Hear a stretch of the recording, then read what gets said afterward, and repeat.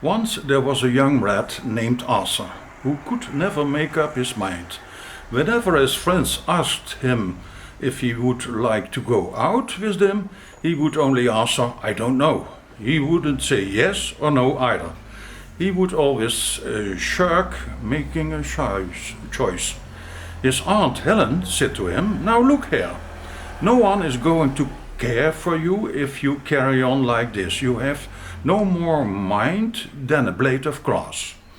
One rainy day, the rats heard a great noise in the loft. The pine rafters were all rotten, so that the barn was rather unsafe. At last, the joists gave way and fell on the ground. The walls shook, and all the rats' hair stood to end with fear and horror. This won't do, said the captain. I'll send out scouts to search for a new home. Within 5 hours, the 10 scouts came back and said, we found a stone house where there is room and board for us all. There is a kindly horse named Nelly, a cow, a calf, and a garden with an elm tree. The rats crawled out on their little houses and stood on the floor in a long line. Just then the old ones saw Arthur. Stop, he ordered coarsely. You are coming, of course. I am not certain, said Arthur, undaunted.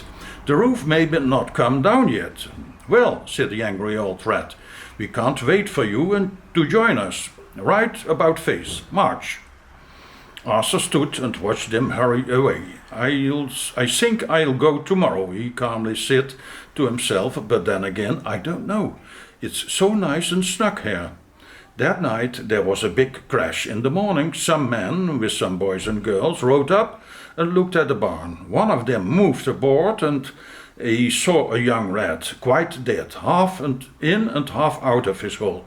Thus the shirker got his due.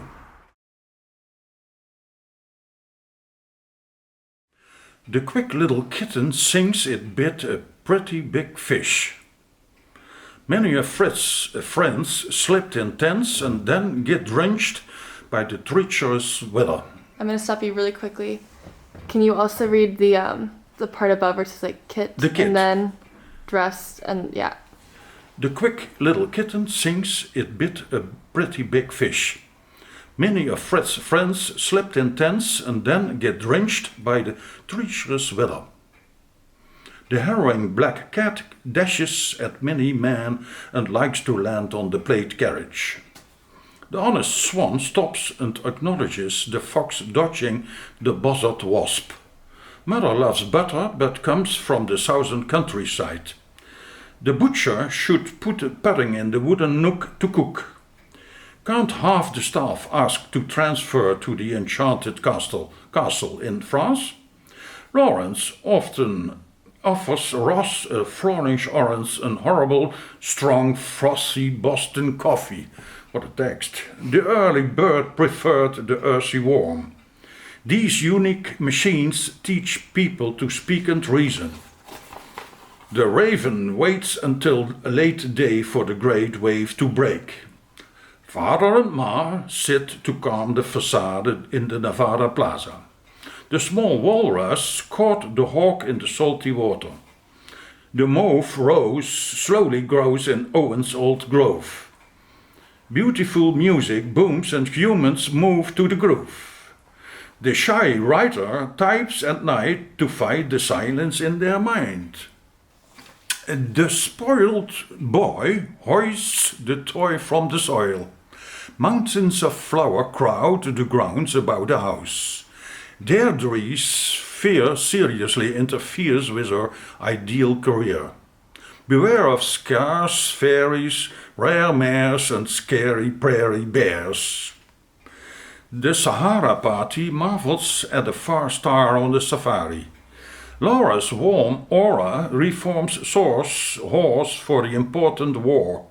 The adorable boar snores hoarsely and notoriously hoards imported pork. The tourist endures rural tours of Europe and procures gourmet bourbon. The coffee, salami, spaghetti and macaroni are ready. Sugar covers the tiger's whisker. Bertha's and Cinderella's saga is a drama. Richard, Wilbur and Harry are running around the treacherous river. Linda and Ali pill Billy muscles, laughing laboriously. The singing orangutan swings on the ring and dings the awning. The thespians gather and breeze 3 authentic breezes together. Harry and Hilary happily harvest heaps and herbs behind the beehive.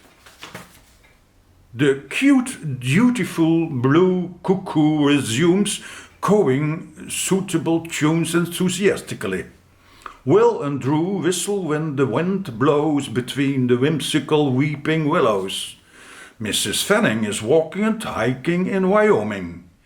Susie lives in her sister's house on Easy Street with her Siamese cats and Siberian husky dogs.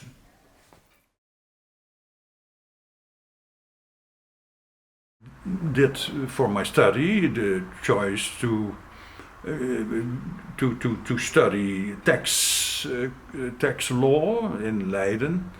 That was a special moment. I worked for the Ministry of Finance as a tax inspector, and after some years I decided to be a tax consultant, and that was a very important decision because that was the rest of my official work that I did. I did it till my pension time, so that's quite a lot of time. I was, as I said, I was a tax consultant, and I liked to consult the entrepreneurs especially in Holland, but not only in Holland. I still have some clients in France, for instance, and I liked to be an entrepreneur. Yeah. What's a family tradition? Well, as I said, we were a family with 11 kids, and there are, of course, family traditions, but that was more a question of education than not a question of, not a question of cultural activities as such. Well, I grew up in the years after the Second World War, and that was quite a difficult time in the years 1950, 1960. So I can't say that I have had a family traditional education, not specific.